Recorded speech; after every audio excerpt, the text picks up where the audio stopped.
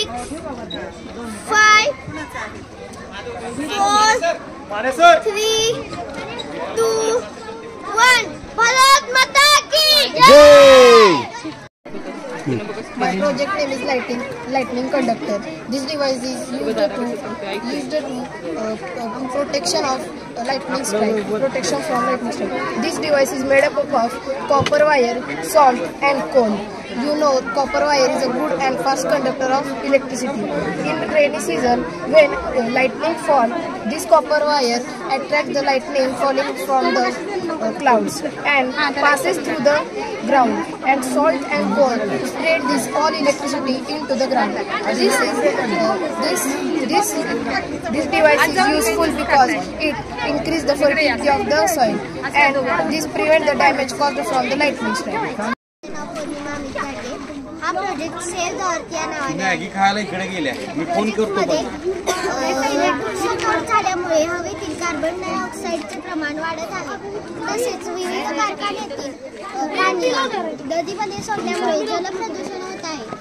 तसेच इकडे पवन ऊर्जा, सौर ऊर्जा यांचा आपण वापर केल्याने आपल्याला आपली पृथ्वी वाचवता येईल. धन्यवाद. सध्याची जी टेक्नॉलॉजी आहे, आजकालची माणसे रोबोटवरती काम करतात, म्हणून आम्ही एक घरातील साफसफाई करायला एक व्हॅक्यूम रोबोट बनवलेला आहे. तर हा असा सुरू होतो आणि हा कचरा कलेक्ट करतो.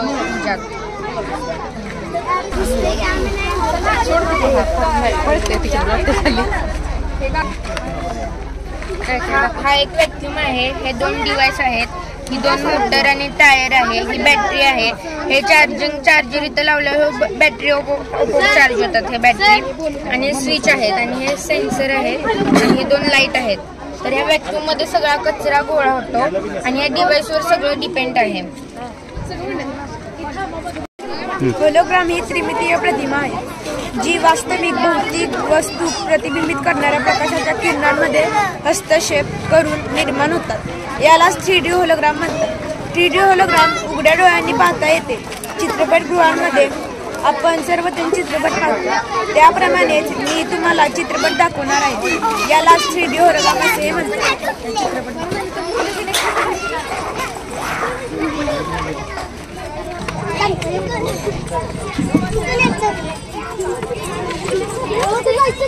झाला